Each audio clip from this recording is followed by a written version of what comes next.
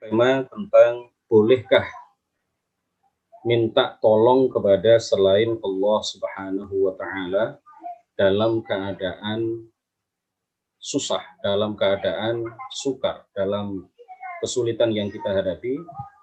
Bolehkah kita beristighatsah, meminta pertolongan kepada selain Allah Subhanahu wa taala? Untuk mengawali kajian ini ada beberapa muqaddimah yang ingin kami sampaikan kepada kita semuanya. Yang pertama adalah bahwa tabarruk, tawassul, dan juga istighatsah itu kurang lebih makna dan hakikatnya sama. Substansi dari ketiga amaliyah itu sejatinya adalah sama. Sebagaimana hal itu disampaikan oleh Al-Hafidz Taqiyuddin As-Subki di dalam kitab Shifa'us Saqam. Beliau mengatakan bahwa ketiga amaliyah itu, tawassul, tadarruk, istighatsah, itu sejatinya substansi dan hakikatnya itu hampir sama. Oleh karena itu, dalil-dalil yang dipakai oleh para ulama, dipedomani oleh para ulama untuk mendukung amaliyah tabarruk, untuk kebolehan amaliyah tabarruk, itu juga bisa digunakan sebagai dalil atas dibolehkannya tawassul.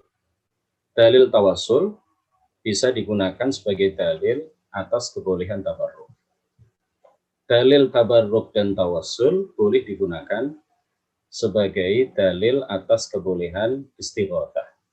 Begitu juga dalil-dalil yang akan kami sampaikan terkait dengan kebolehan istighatsah kepada selain Allah, itu juga sejatinya bisa digunakan sebagai dalil atas dibolehkannya tawassul serta tabarruk. Karena ketiga amaliyah ini, substansi dan hakikat dari ketiganya itu hampir sama. Makna dari ketiga amaliyah ini secara istilah, secara syara' itu hampir sama. Bahkan bisa dibilang sama. Ya, hakikatnya itu sama, substansinya itu sama.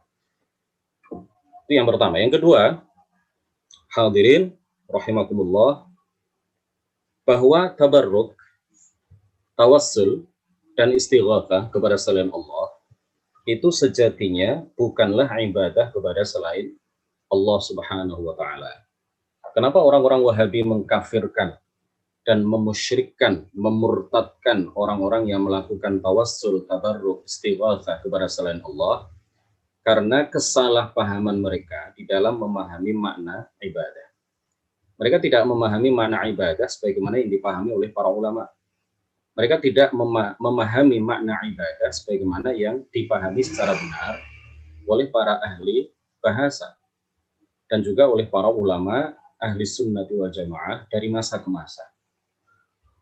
Ibadah sebagaimana yang telah sama-sama kita ketahui, hakikatnya adalah aqsa ghayatil khusyu' wal khudu'. Demikian disampaikan oleh para ahli bahasa. Demikian disampaikan oleh para ahli fiqh, para ahli berbagai bidang keilmuan di dalam Islam, ya, di antara mereka adalah para ahli bahasa. Mereka mengatakan bahwa ibadah itu adalah aqsa ghayatil khusyu' wal khudu', puncak perendahan diri dan puncak ketundukan.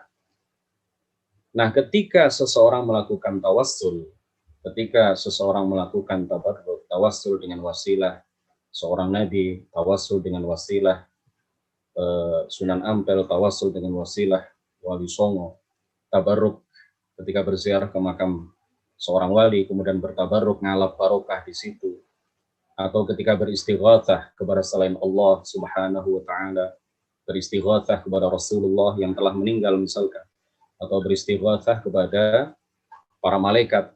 Ya, nanti akan kita sebutkan ada beberapa hadis terkait dengan kebolehan beristighatsah kepada selain Allah Subhanahu wa taala ketika para pelaku tawassul, tabarruk, dan istighatsah mereka meminta tolong kepada selain Allah di dalam urusan-urusan tertentu, di dalam kesulitan yang dihadapi, itu sebenarnya adalah tidak menyerahkan puncak perendahan diri dan tidak menyerahkan puncak ketundukannya kepada orang yang dijadikan wasilah dalam tawassul, kepada orang yang dimintai tolong ketika dia beristighatsah.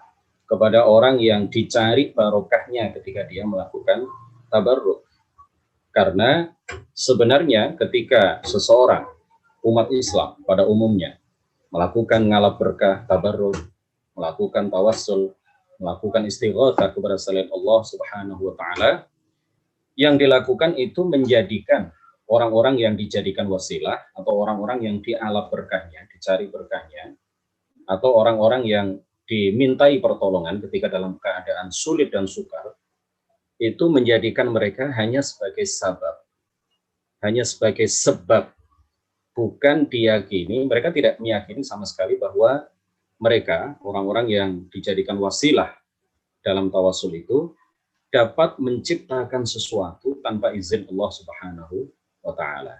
Jadi keyakinan orang yang melakukan tawasul, tabarruk, istighatsah itu sejatinya adalah menyatakan, keyakinan mereka menyatakan di dalam hati mereka bahwa Allah adalah pencipta segala sesuatu. Mereka sama sekali tidak meyakini bahwa Sunan Ampel itu bisa menciptakan sesuatu, bahwa Rasulullah setelah meninggal itu dapat menciptakan sesuatu. Sebagian mereka juga tidak meyakini bahwa Rasulullah ketika masih hidup itu dapat menciptakan sesuatu dan menolak mara bahaya dari orang itu, dari pelaku tawassul itu atau istighatsah itu atau tabarruk itu tanpa izin Allah Subhanahu wa taala. Jadi berkali-kali kami sampaikan, orang Wahabi itu tidak paham makna ibadah. Jadi dikira oleh mereka, dianggap oleh mereka secara salah bahwa pelaku tawassul itu kafir, musyrik karena meyakini yang dijadikan wasilah dalam tawassul itu diyakini oleh pelaku tawassul sebagai seseorang ya yang menyamai Allah, dapat menciptakan sesuatu bagi dia, dapat menciptakan manfaat dari dia kepada dia, dan dapat menolak mara bahaya dari dia. Nah, ini adalah sebuah persangkaan buruk ya dari orang-orang Wahabi kepada umat Islam secara umum dari masa ke masa. Miliaran umat Islam, bukan hanya jutaan, bukan hanya ratusan juta, miliaran umat Islam dari masa ke masa di berbagai daerah, di berbagai penjuru dunia. Dan ini sudah mentradisi ya, sesuatu yang sudah menjadi mendarah daging, tradisi yang sudah mendarah daging, yang sehari-hari dilakukan oleh miliaran umat Islam di seluruh dunia, di berbagai daerah, di seluruh penjuru dunia dari masa ke masa, bahwa mereka mentradisikan, merutinkan ya dalam kehidupan sehari-hari mereka beristighatsah kepada selain Allah, bertawassul dan bertabarruk kepada para wali, para nabi, para aulia, ya, para ulama, amilin. Nah, ini beberapa muqaddimah singkat yang ingin kami sampaikan sebelum kita masuk dalam pembahasan bolehkah kita beristighatsah kepada selain Allah Subhanahu wa taala. Hadirin hadirat rahimakumullah, istighatsah itu secara bahasa adalah wazan istif'al, pola atau bentuk dari istif'al. Bentuknya adalah istif'al ya. Istighatsah, istif'al dari kata al-ghauts yang berarti pertolongan. Sebagaimana kita tahu dalam ilmu sharaf, pola ini salah satu fungsinya adalah menunjukkan arti tolak. Menunjukkan arti tolak. Jadi istighatsah itu artinya adalah tolabul ghauts. Secara bahasa istighatsah itu artinya adalah tolabul ghauts, meminta pertolongan. Nah, secara istilah istighatsah itu adalah tolabul ghauthi 'inda syiddati wadh-dhiq. Meminta pertolongan ketika dalam keadaan sukar dan sulit. Ketika dililit hutang, ketika dalam peperangan yang luar biasa, musuh 3 kali lipat jumlahnya, musuh 4 kali lipat jumlahnya, sementara di pihak kita jumlahnya sedikit. Nah, kita beristighatsah dalam keadaan sulit seperti itu, kita beristighatsah ya kepada Allah, kepada para wali misalkan ya. Itu adalah arti istighatsah. Ketika dalam keadaan yang terpepet, ketika dalam keadaan yang sulit, ketika kita ditimpa musibah yang luar biasa, kita minta tolong ya. Minta tolong nanti akan diuraikan ya. Minta tolong, permintaan tolong atau istighatsah itu ada berapa macam. Apakah harus hanya kepada Allah Subhanahu wa taala ataukah boleh juga kepada yang lain? Yang jelas istighatsah itu artinya adalah meminta pertolongan ketika dalam keadaan sukar dan sulit saat ini. Wabah corona COVID-19 mewabah di mana-mana. Maka para kiai, para ulama mengadakan apa? Istighatsah. Mengadakan istighatsah. Nah, di dalam istighatsah yang biasa dibaca itu tidak hanya berisi redaksi-redaksi permintaan tolong kepada Allah Subhanahu wa taala, tetapi juga ada redaksi-redaksi permintaan tolong kepada Rasulullah. Dhaqat hilatuna wa anta wasilatuna adrikni adrikni adrikni ya Rasulullah. Itu kan permintaan tolong kepada Rasulullah Shallallahu alaihi wasallam. Berapa ratus juta itu umat Islam atau biasanya warga NU yang membaca redaksi istighatsah adrikni adrikni adrikni ya Rasulullah. Apakah kemudian mereka dikafirkan semuanya? Nah, nanti akan kita uraikan bahwa hal itu dibolehkan di dalam Islam. Nah, di dalam bahasa Arab kita biasa juga menjumpai permintaan tolong. Itu dalam bahasa Arab biasa juga diartikan apa? Isti'an. Padanan katanya atau padanan redaksinya dalam bahasa Arab adalah apa? Isti'an. Jadi permintaan tolong itu kalau dalam bahasa Arab secara bahasa bisa kita katakan istighatsah, itu artinya permintaan tolong. Juga bisa dikatakan isti'anah. Isti'anah itu juga adalah permintaan tolong. Tetapi para ulama kemudian mengatakan begini, istighatsah itu artinya spesifik, artinya lebih khusus. Permintaan tolong ketika dalam keadaan sukar, ketika dalam keadaan terpepet, ketika dalam keadaan ditimpa kesulitan yang luar biasa, dalam musibah yang luar biasa. Nah, kalau kita minta tolong dalam keadaan seperti itu, istilah dalam bahasa Arabnya adalah apa? Istighatsah. Sedangkan isti'anah itu memiliki arti yang lebih luas, memiliki arti yang lebih umum. Ya, setiap permintaan tolong itu disebut apa? Isti'anah. Sedangkan istighatsah itu maksudnya, maknanya lebih khusus, lebih spesifik. Allah Subhanahu wa taala berfirman, "Wasta'inu bis-sabri was-shalah." Mintalah pertolongan dengan sabar dan salat. Ya, mintalah pertolongan dengan sabar dan salat. Ini ayat Al-Quran yang menunjukkan kepada kita bahwa isti'anah itu memiliki arti yang lebih luas, memiliki arti yang lebih umum dibandingkan dengan istighatsah. Nah, istighatsah itu ada dua. Hadirin rahimakumullah. Yang pertama adalah istighatsah kepada Allah Subhanahu wa taala. Dalam surah Al-Anfal ayat 9, Allah Subhanahu wa taala berfirman, "Id tastaghitsuna rabbakum fastajaba lakum anni mumiddukum bi alfin minal malaikati murdifin." Ingatlah wahai Muhammad ketika kamu memohon pertolongan kepada Tuhan kalian, lalu diperkenankannya bagi kalian, sesungguhnya aku akan mendatangkan bala bantuan kepada kalian dengan 1000 malaikat yang datang berturut-turut. Nah, ayat ini berbicara tentang keadaan sulit yang menimpa umat Islam pada perang Badar. Orang-orang kafir yang berada di pihak musuh, mereka jumlahnya 3 kali lipat lebih banyak, lebih besar dibandingkan dengan Islam. Umat Islam ketika itu hanya berjumlah 313. Sementara orang-orang kafir itu jumlahnya lebih dari 1000.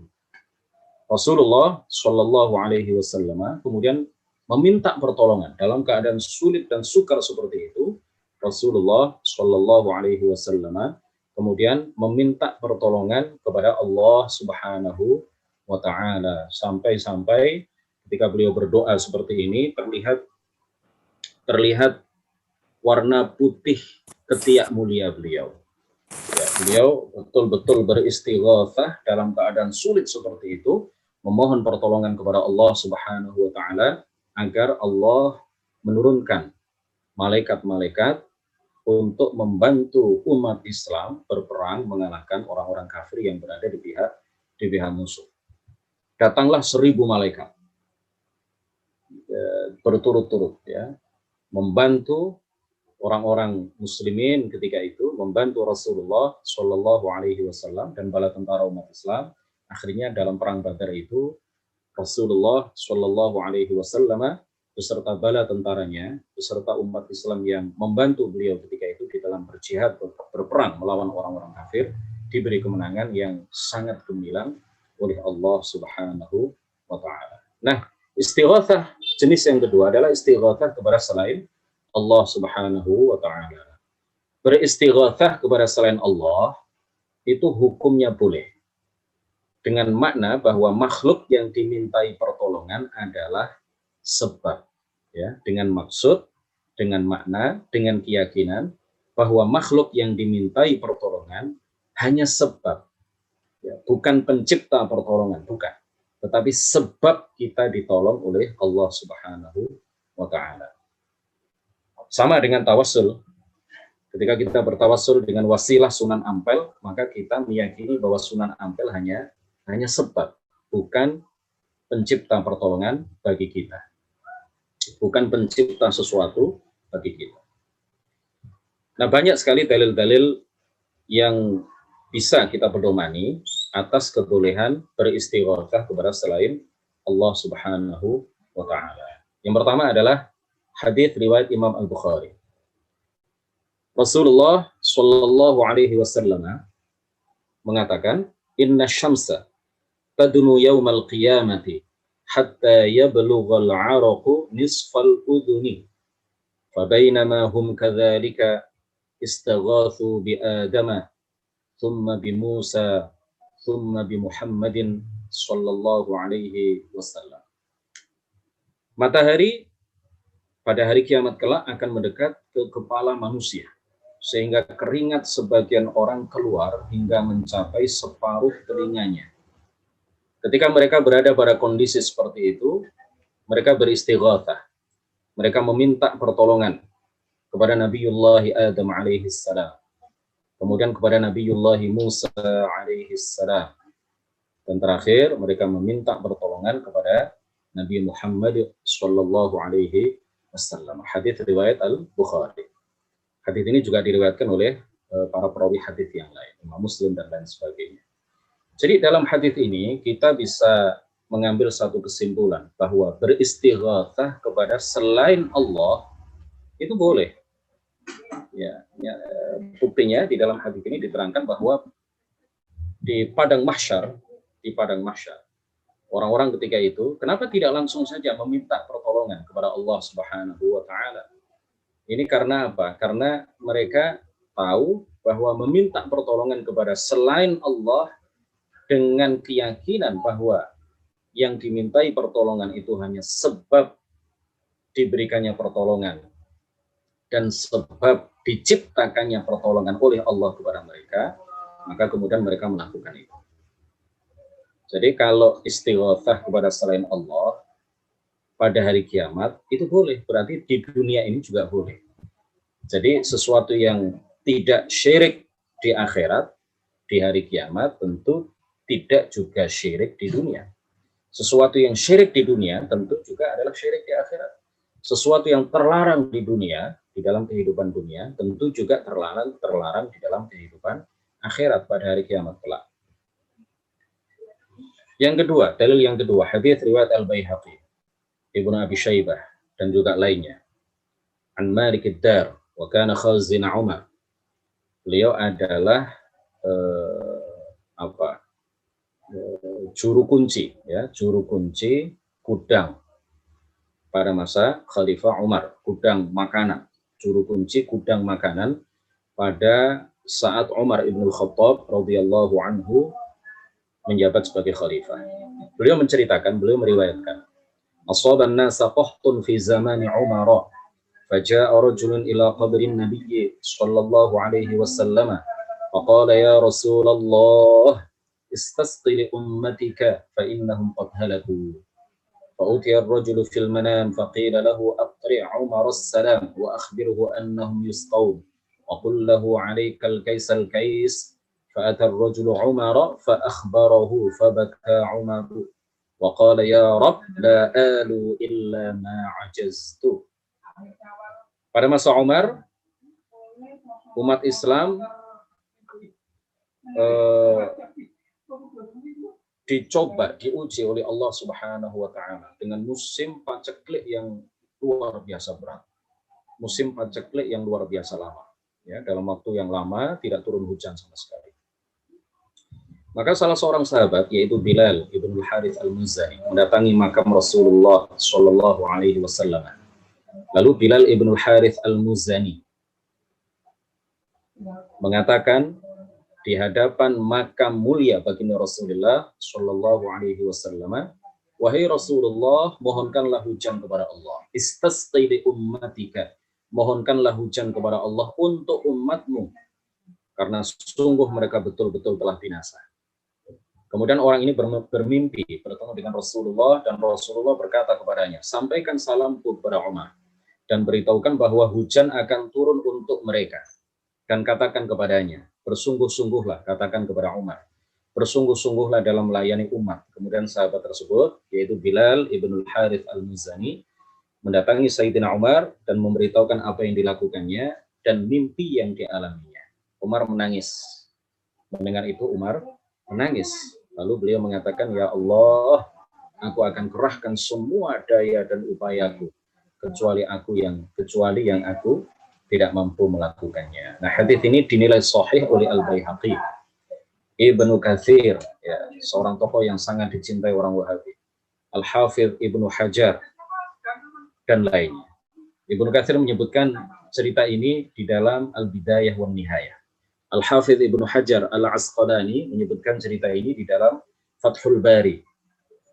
Ya, saya mengharapkan ada di antara kita yang sedang berada di Madinah sana, datang ke makam Rasulullah, kemudian berdoa di depan makam Rasulullah, ya Rasulullah, tolonglah umat ini, mereka telah binasa.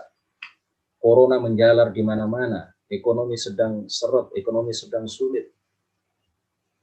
Ya, yang berada di Madinah silahkan dicoba amaliyah yang luar biasa ini. Insya Allah, Allah akan menurunkan pertolongannya kepada kita semuanya. Dalil yang kedua, At-Tabarani meriwayatkan dari Ibnu Abbas radhiyallahu anhuma bahwa Rasulullah sallallahu alaihi wasallam bersabda, "Inna lillahi malaikatan fil ardi siwal hafadhati yaktubuna ma yasqutu min waraqis syajari فإذا أصاب أحدكم عرجة بأرض فلاح فلينادي أعينوا عباد الله." Sesungguhnya Allah memiliki para malaikat di bumi selain hafadhah, selain malaikat-malaikat yang ditugaskan oleh Allah untuk menjaga umat Islam, yang menulis daun-daun yang berguguran. Ya, mereka berada di mana-mana. Malaikat-malaikat itu berada di mana-mana, selalu mobile, ya, kemana-mana mereka mencatat, ditugaskan oleh Allah untuk mencatat daun-daunan yang gugur. Maka jika kalian ditimpa kesulitan di suatu padang, di suatu daerah, di tempat di mana tidak ada orang sama sekali di situ, maka hendaklah mengatakan, tolonglah aku wahai para hamba Allah. Maksudnya adalah tolonglah aku wahai para malaikat yang merupakan hamba-hamba Allah. Ini sudah saya buktikan beberapa kali. Alhamdulillah Allah menurunkan pertolongannya. Jadi dalam kesendirian ada sesuatu yang sulit yang menimpa saya, lalu saya mencoba untuk mengamalkan hadis ini. Saya mengatakan dengan suara keras, "A'inu ibadallah," berkali-kali. Alhamdulillah setelah itu kemudian Allah menurunkan pertolongannya. Jadi Al-Hafidh An-Nawawi di dalam kitab Al-Adhkar, ya, di dalam kitab Al-Adhkar, beliau menceritakan kepada kita bahwa salah seorang guru beliau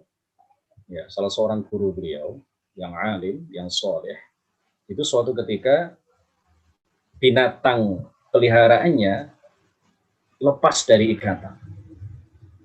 Ya, lepas dari ikatan. Dia tidak bisa mengejar binatang buruan itu yang lari dengan cepat. Lalu tidak ada pilihan lain kecuali dia mengamalkan hadis ini. Dia kemudian mengatakan, "A'inu ibadallah, a'inu ibadallah." Artinya adalah apa? Aku minta pertolongan kepada kalian wahai para malaikat, tolong binatang peliharaanku yang lari itu, kalian aku minta tolong kepada kalian untuk mengejarnya dan memberhentikannya. Jadi seketika itu juga binatang peliharaan yang lari itu, yang sulit untuk dikejar, akhirnya apa? Berhenti. Ya, dengan ucapan a'inu ibadallah, dengan barokah ucapan itu, akhirnya kemudian beliau ditolong oleh para malaikat atas izin Allah Subhanahu wa taala, binatang peliharaan itu kemudian apa? Berhenti. Nah, ini bisa diamalkan, ya. Bisa kita jadikan sesuatu yang menjadi senjata kita ketika kita dalam keadaan sulit, ya, di suatu daerah, di jalan, tersesat misalkan, tersesat jalan, sendirian, nggak ada sinyal, kita buka internet nggak bisa, Google Map juga nggak jalan, lalu salah satu yang bisa kita amalkan adalah hadis ini, kita menyatakan dengan suara keras, a'inu ibadallah. Insya Allah para malaikat yang saat itu berada di sekitar kita akan menolong kita atas izin Allah Subhanahu wa taala. Dalil yang keempat, hadis yang diriwayatkan oleh Al-Bukhari dalam Al-Adabul Mufrad dengan sanad yang sahih tanpa illat, ya, tanpa cacat sama sekali, dari Abdurrahman ibn Sa'ad. Beliau berkata, suatu ketika kaki Ibnu Umar terkena semacam khodar, ya, terkena penyakit semacam kelumpuhan, ya, namanya khodar dalam bahasa Arab. Maka salah seorang yang hadir mengatakan, "Udhkur ahabban nasi ilaika." Sebutlah nama orang yang paling engkau cintai. Seketika itu juga Abdullah bin Umar radhiyallahu anhu mengatakan, "Ya Muhammad." Saat itu juga kaki beliau sembuh. Athar ini juga diriwayatkan oleh Al-Imam Ibrahim Al-Harbi, seorang wali Allah, dalam kitab karya beliau Gharibul Hadits. Ya Muhammad. Nabi Muhammad sudah meninggal ketika itu. Dan beliau mengatakan apa? Ya Muhammad. Artinya apa yang beliau ingin katakan? Wahai Muhammad, tolonglah, doakan kepada Allah agar penyakitku ini sembuh. Jadi beliau sama sekali tidak ingin mengatakan ya Muhammad, ciptakanlah kesembuhan untuk, sama sekali tidak. Beliau meyakini bahwa Nabi Muhammad hanya sebab ya diberikannya pertolongan oleh Allah Subhanahu wa taala kepada beliau. Nah, ini dalil-dalil, ya, masih banyak lagi dalil-dalil dari hadis yang menunjukkan bahwa istighatsah kepada selain Allah itu boleh. Nah, selain dalil dari hadis, ada juga amaliyah para ulama salaf dan khalaf. Ya, tradisi yang dilakukan oleh para ulama baik salaf maupun khalaf itu ternyata menunjukkan kepada kita bahwa beristighatsah kepada selain Allah itu adalah sesuatu yang memang sudah menjadi kebiasaan mereka, sudah menjadi amaliyah keseharian para ulama salaf dan khalaf. Ad-Darimi meriwayatkan dalam Sunan Ad-Darimi dengan sanad yang la ba'sa bihi dari Abul Jauza. Ia mengatakan suatu ketika penduduk Madinah terkena paceklik yang parah hingga mereka mengadu kepada Aisyah. Ini kejadiannya setelah yang tadi kami ceritakan. Hingga mereka mengadu kepada Aisyah. Maka Aisyah mengatakan, lihatlah dan datangi makam Rasulullah Shallallahu Alaihi Wasallam. Lalu buatlah di atasnya celah atau lubang ke arah langit, sehingga tidak ada bagian dari atap yang menghalangi antara makam dengan langit. Maka mereka melaksanakan petunjuk Ummul Mukminin Aisyah radhiyallahu anha, dan akhirnya turun hujan deras hingga rerumputan tumbuh dan unta-unta ketemukan, hingga tahun tersebut dinamakan Amul Fatqi, Amul Fatq, yakni tahun pada saat binatang-binatang ternak waktu itu menjadi gemuk dan melimpah gajih dan dagingnya, disebut Amul Fatqi.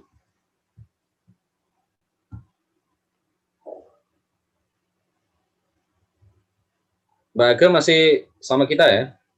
Ada beberapa yang ingin masuk, itu tolong di... Tuh, Pul. Udah kok, Ustaz.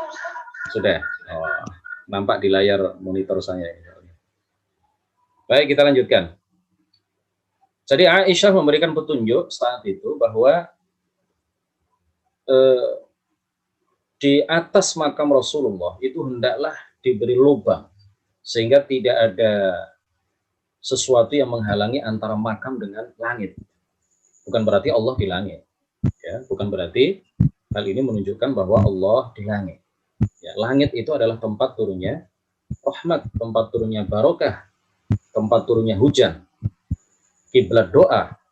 Oleh karena itu, Sayyidah Aisyah radhiyallahu anha menyarankan kepada umat Islam ketika itu untuk melobangi atap yang berada di atas makam baginda Rasulullah Shallallahu Alaihi Wasallam, sehingga tidak ada sesuatu yang menghalangi antara makam dengan langit. Lalu umat Islam berduyun-duyun ke makam Rasulullah Shallallahu Alaihi Wasallam, berdoa di sana, memohon kepada Rasulullah agar mendoakan umat Islam kepada Allah Subhanahu Wa Taala supaya Allah menurunkan air hujan kepada umat Islam. Akhirnya turun hujan yang luar biasa deras. Amaliyah kedua, Ibnu Katsir meriwayatkan dalam kitab Al-Bidayah wan Nihayah bahwa di suatu malam di musim paceklik, Umar melakukan pengecekan terhadap kondisi rakyat Madinah. Ketika itu beliau tidak menemukan seorang pun yang tertawa. Beliau tidak menemukan seorang pun yang bahagia. Dan tidak ada orang-orang yang berbincang-bincang santai di rumah mereka seperti biasa. Beliau tidak melihat pengemis yang meminta-minta, kemudian beliau bertanya tentang sebabnya, dan dikatakan kepada beliau, wahai Amirul Mukminin, para pengemis meminta tetapi mereka tidak diberi. Ya, nggak ada orang yang punya sesuatu, sehingga mereka berhenti meminta-minta. Orang-orang juga dalam keadaan sedih dan kekurangan, sehingga mereka tidak berbincang-bincang seperti biasanya. Mereka juga tidak tertawa, mereka tidak terlihat senang, tidak terlihat bahagia. Lalu Sayyidina Umar mengirimkan surat kepada Abu Musa di Basrah, gubernur Basrah ketika itu, tolonglah umat Muhammad, ya, ya Ghauthah, bahasa Arabnya, ya Ghauthah di ummati Muhammad, tolonglah umat Muhammad. Beliau juga menulis kepada Amr ibn al-As, gubernur Mesir. Dia mengatakan, ya Ghauthah di ummati Muhammad, tolonglah umat Nabi Muhammad. Maka masing-masing mengirim rombongan utusan yang membawa gandum dan makanan-makanan, ya, yang kemudian dibagikan ke rakyat Madinah. Athar ini seperti dikatakan oleh Ibnu Katsir, sanadnya jayyid. Jadi ini menunjukkan kepada kita bahwa beristighatsah kepada selain Allah itu boleh. Sayyidina Umar, kenapa tidak langsung, ya Allah, berilah rakyat Madinah makanan kepada mereka. Tetapi apa yang dilakukan oleh Sayyidina Umar? Sayyidina Umar berkirim surat kepada gubernur Basrah, mengirim surat kepada gubernur Mesir, ya Ghauthah li ummati Muhammad. Ya, beliau berkirim surat dan menulis di situ apa? Ya Ghauthah li ummati Muhammad. Minta tolong kepada Abu Musa dan yang berada di Basrah, dan minta tolong kepada Amr ibn al-As yang berada di Mesir untuk mengirimkan bala bantuan makanan ke rakyat Madinah. Nah, ini juga menunjukkan bahwa minta tolong kepada selain Allah itu diperbolehkan. Ibnu Katsir juga menyebutkan riwayat Saif dari Mubashir ibn al-Fudail dari Jubair bin Sakhr bin Asim bin Umar ibn al-Khattab, bahwa salah seorang dari kabilah Muzainah di tahun paceklik di masa Umar diminta oleh keluarganya agar menyembelih seekor kambing untuk mereka. Lalu ia menjawab, kambing-kambing itu tidak ada dagingnya.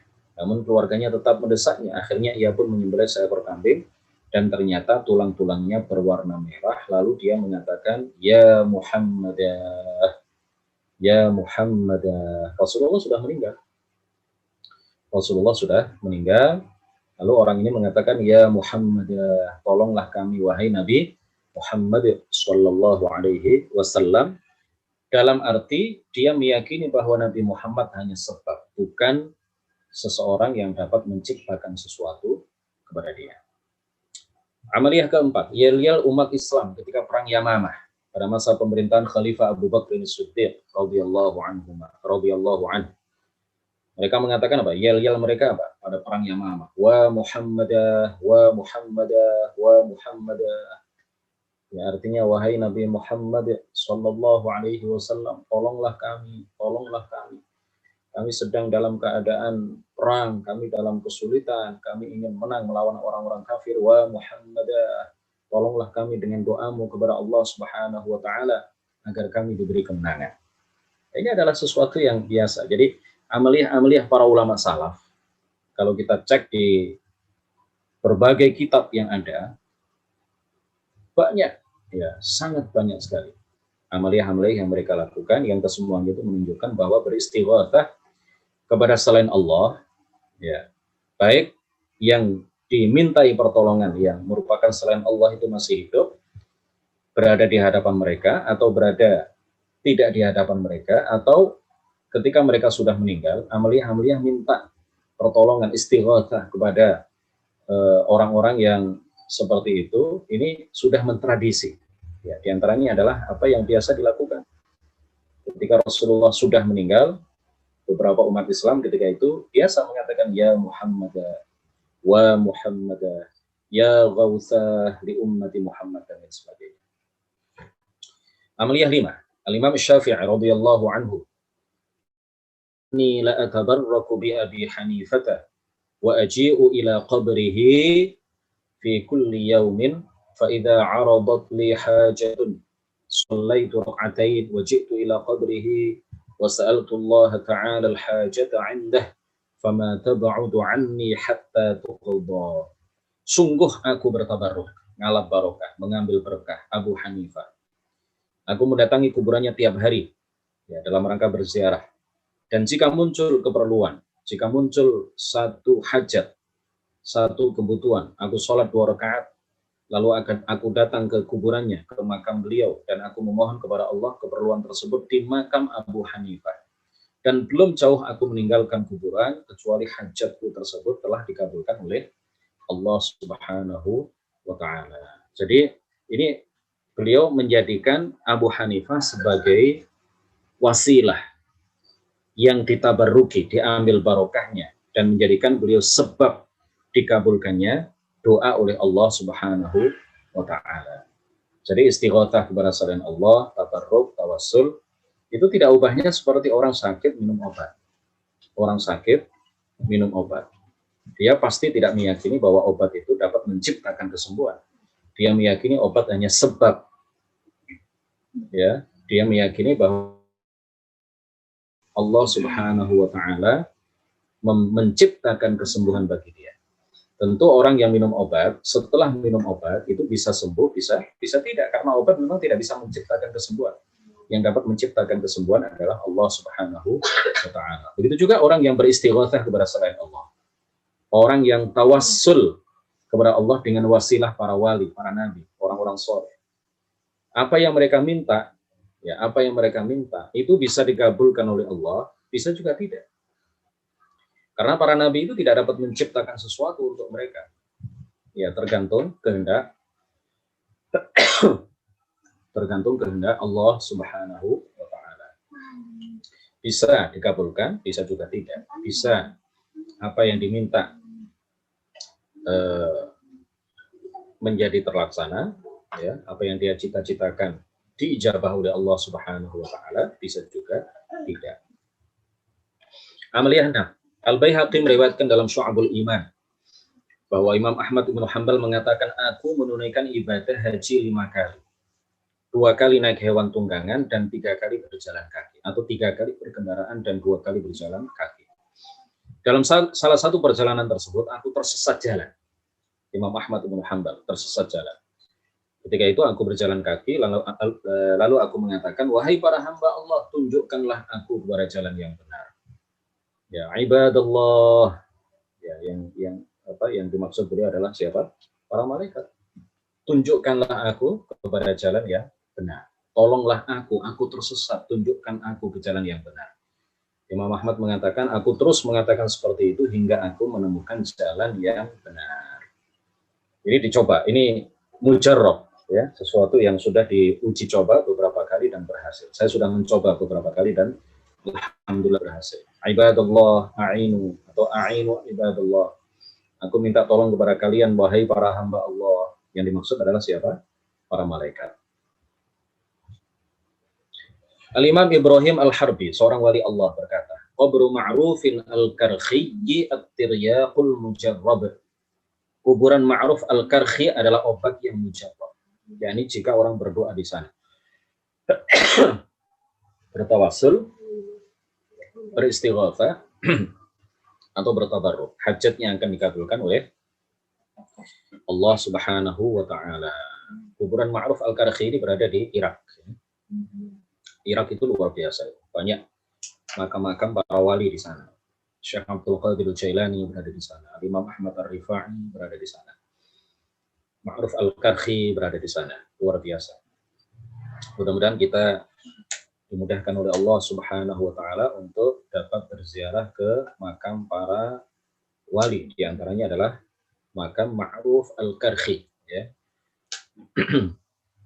Qabru Ma'ruf Al-Karkhi At-Tiryaq Al-Mujarrab. At-Tiryaq itu obat yang mujarrab, obat yang khasiatnya luar biasa. Abu Abdullah ibn Al-Mahamidi, beliau mengatakan, a'rifu qabra Ma'rufin Al-Karkhi mundu 70 sanatan ma qasadahu mahmumun illa farrajallahu hammahu. Aku mengetahui kuburan Ma'ruf Al-Karkhi semenjak 70 tahun tidaklah dituju oleh orang yang dilanda kesedihan, kesusahan, kecuali Allah mengangkat kesedihan dan kesusahannya. Diriwayatkan oleh Hafidz Al-Khatib Al-Baghdadi di dalam Tarikh Baghdad. Amaliyah 9. Abu Ali Al-Khallal, salah seorang ulama besar mazhab Hambali, mengatakan, mahammani amrun faqasadtu qabra Musa ibn Ja'farin, salah seorang dzurriyyah, salah seorang keturunan Rasulullah Shallallahu Alaihi Wasallam. Fatawassaltu bihi illa sahhalallahu ta'ala li ma uhib. Kata beliau, tidaklah aku berada dalam suatu kesulitan, kemudian aku menyengaja pergi ke kuburan Musa bin Ja'far, yang terkenal dengan sebutan Musa Al-Kazim, dan aku bertawassul dengannya, kecuali Allah mudahkan bagiku apa yang aku sukai. Amaliyah 10. Al-Hafidz Abdurrahman Ibnul Jauzi. Ya, jangan salah, jangan tertukar nama dengan Ibnu Qayyim Al-Jauziyah. Ya, ada tokoh lain, murid dari Ibnu Taimiyah, seseorang yang bukan ahlu sunnah wal jamaah, yang sangat dikagumi oleh orang Wahabi, namanya Ibnu Qayyim Al-Jauziyah, biasa disingkat dengan sebutan atau singkatan Ibnul Qayyim. Atau kalau dengan lengkap, Ibnu Qayyim Al-Jauziyah, anak kepala madrasah Jauziyah. Qayyim itu artinya pemangku, pengasuh, kepala. Ayahnya seorang ulama, kepala madrasah yang sangat terkenal ketika itu, namanya Al-Jauziyah, Al-Madrasah Al-Jauziyah. Nah, ini anaknya, namanya Ibnu Qayyim Al-Jauziyah. Ini bukan ahlu sunnah. Nah, ini tokoh lain. Ini tokoh lain, ya. Yang kita tulis di dalam Amaliyah 10 ini adalah Al-Hafidz Abdurrahman Ibnul Jauzi, seorang ulama besar di kalangan mazhab Hambali. Seorang hafidz, seorang ahli hadis, seorang ahli fiqh. Dia juga memiliki beberapa karangan yang berisi nasihat-nasihat, mawa'id, ya, yang sangat bermanfaat. Beliau menyebutkan sebuah kisah dalam kitabnya Al-Wafa bi Ahwalil Mustafa.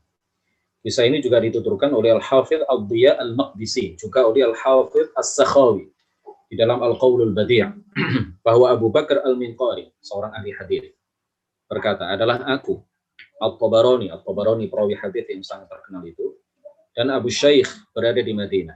Kami bertiga dalam suatu keadaan dan kemudian rasa lapar melilit perut kami, kelaparan. Mereka bertiga, para ulama besar ini, kelaparan. Mereka saat itu berada di Madinah. Pada hari itu kami tidak makan. Ketika tiba waktu Isya, aku mendatangi makam Rasulullah Shallallahu Alaihi Wasallam dan mengadu. Aku maksudnya adalah siapa? Abu Bakar Al-Minqari. Ya Rasulullah, beliau di hadapan makam Rasulullah mengatakan, al-ju', lapar ya Rasulullah. Perut kami sedang dililit rasa lapar. Lalu aku kembali. Abu Syaikh berkata kepadaku, duduklah. Mungkin akan ada rezeki, atau kalau tidak, kita akan mati. Abu Bakar Al-Minqari melanjutkan kisahnya. Kemudian aku dan Abu Syaikh beranjak tidur. Sedangkan At-Tabarani, perawi hadis yang terkenal itu, seorang pakar hadis yang terkenal, duduk melihat sesuatu. Tiba-tiba datanglah seorang Alawi, sebutan bagi orang yang memiliki garis keturunan dan bersambung nasabnya kepada Sayyidina Ali dan Fatimah. Lalu ia mengetuk pintu dan ternyata ia ditemani oleh 2 orang pembantu yang masing-masing membawa panci besar yang di dalamnya ada banyak sekali makanan. Maka kami duduk lalu makan. Kami bertiga, Tabarani, Abu Bakar, Al-Minqari dan Abu Syaikh duduk lalu mereka makan bersama. Kami mengira sisa makanan akan diambil oleh pembantu itu, tapi ternyata ia meninggalkan kami dan membiarkan sisa makanan itu ada pada kami. Setelah kami selesai makan, Alawi, keturunan Rasulullah itu mengatakan apa? Wahai kaum, ya kaum, apakah kalian tadi mengadu kepada Rasulullah Shallallahu Alaihi Wasallam? Sesungguhnya aku tadi mimpi melihat beliau dan beliau menyuruhku untuk membawakan sesuatu kepada kalian. Masya Allah. Ini langsung minta pertolongan kepada Rasulullah. Alju, ya Rasulullah. Alju. Wahai Rasulullah, kami lapar. Saat itu juga ada seorang Alawi yang mimpi bertemu dengan Rasulullah dan Rasulullah menyuruhnya untuk membawa makanan kepada mereka yang mengadu kepada baginda Rasulullah Shallallahu Alaihi Wasallam. Amaliyah 11. Al-Imam Taqiyuddin Al-Husni, pengarang kitab Kifayatul Akhyar, seorang ahli fiqih terkemuka, seorang ulama fiqih terkemuka di kalangan para ulama mazhab Syafi'i. Beliau menyebutkan di dalam kitabnya Daf'u Syubah Man Syabbaha wa Tamarrad. Beliau mengatakan Ibnu Asakir menuturkan dalam kitab Tarikh, ya Tarikh Ibnu Asakir, bahwa Abul Qasim Ibn Thabit Al-Baghdadi laki-laki di Madinah mengumandangkan azan subuh di kuburan Rasulullah Shallallahu Alaihi Wasallam. Dan ia mengatakan as-salatu khairun minan naum. Kemudian datanglah salah seorang khadim Masjid Nabawi, salah seorang khadim pelayan di Masjid Nabawi. Lalu dia memukul pipinya, memukul pipi orang yang azan itu. Maka laki-laki tersebut menangis dan beristighatsah dengan Nabi. Lalu dia mengatakan apa? Ya Rasulullah, fi hadratika yuf'alu bihadzal fi'l. Wahai Rasulullah, di dekat Anda aku diperlakukan seperti ini. Seketika itu juga pelayan masjid terkena lumpuh.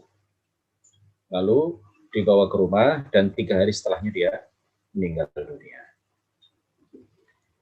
Nah, oleh karena itu An-Nawawi mengatakan dalam kitab Al-Adhkar dan Ibnu Allan dalam syarahnya dalam pembahasan tentang ziarah ke makam Rasulullah Shallallahu Alaihi Wasallam, beliau mengatakan thumma yarji'u ila mawqifihi al-awwal qubalata wajhi Rasulillah Shallallahu Alaihi Wasallam wa yatawassalu bihi fi haqqi nafsihi wa yatashaffa'u bihi ila rabbih subhanahu wa ta'ala li'anna at-tawassula bihi siratus salafis shalihin al-anbiya'i wal awliya'i wa ghairihim. Kemudian peziarah kembali ke tempatnya berdiri semula di hadapan wajah Nabi dan bertawassul serta beristishfa' dengan Rasulullah kepada Allah untuk kepentingan dirinya, untuk hajatnya. Karena bertawassul dengan Rasulullah, ini yang jadi syahidnya. Karena bertawassul dengan Rasulullah, beristighatsah dengan beliau adalah tradisi orang-orang yang telah mendahului kita, yaitu as-salafus shalih, yaitu para nabi, wali, dan lainnya. Dari semua apa yang kami paparkan, maka jangan sampai ada keraguan sedikit pun di hati kita bahwa beristighatsah kepada selain Allah, beristighatsah kepada Rasulullah, beristighatsah kepada para malaikat, seperti yang kami sampaikan tadi, seperti yang kami paparkan tadi, beristighatsah kepada para wali, ya jangan ada keraguan sedikit pun di hati kita bahwa melakukan itu adalah boleh, ya, melakukan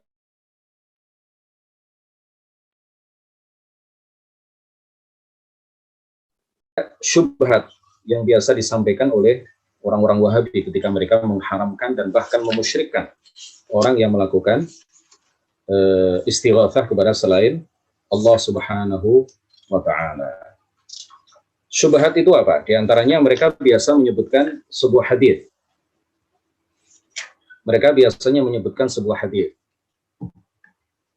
bahwa suatu ketika Abu Bakar berkata, mari kita mendatangi Rasulullah Shallallahu Alaihi Wasallam dan meminta pertolongan kepada beliau dari orang munafik ini.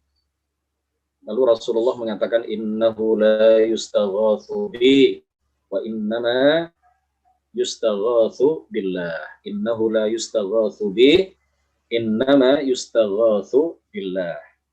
Sungguh tidak boleh beristighatsah denganku. Sungguh tidak boleh meminta pertolongan kepadaku. Karena istighatsah itu hanya boleh kepada Allah Subhanahu wa taala. Hadis ini biasa disampaikan oleh orang-orang Wahabi ketika mereka melarang umat Islam untuk melakukan istighatsah kepada selain Allah Subhanahu wa taala. Apa yang dikatakan oleh ulama ahli sunnati wal jamaah di dalam menjawab syubhat ini? Para ulama ahli sunnati wal jamaah menyatakan bahwa hadis ini muttafaq ala dha'fihi. Hadis ini adalah hadis yang telah disepakati oleh para ulama bahwa statusnya adalah dhaif. Karena di dalamnya ada seorang perawi yang bernama Ibnu Lahiyah. Ibnu Lahiyah. Ini adalah seorang perawi yang sangat lemah, ya. Hafalannya jelek. Kemudian yang kedua, kalangan yang anti istighatsah. Ketika mereka melarang, mengharamkan, bahkan memusyrikkan, mengkafirkan orang-orang yang melakukan istighatsah, tawassul, tabarruk kepada selain Allah Subhanahu wa taala, mereka biasa menyebutkan sebuah hadis yang diriwayatkan oleh sahabat Ibnu Abbas radhiyallahu anhuma. Beliau mengatakan, idza sa'alta, beliau meriwayatkan bahwa Rasulullah sallallahu alaihi wasallam bersabda, idza sa'alta fas'alillah wa idza ista'anta fasta'in billah. Hadis ini seakan-akan memiliki makna jika engkau meminta, maka mintalah kepada Allah, dan jika engkau meminta pertolongan, maka minta pertolonganlah kepada Allah Subhanahu wa taala.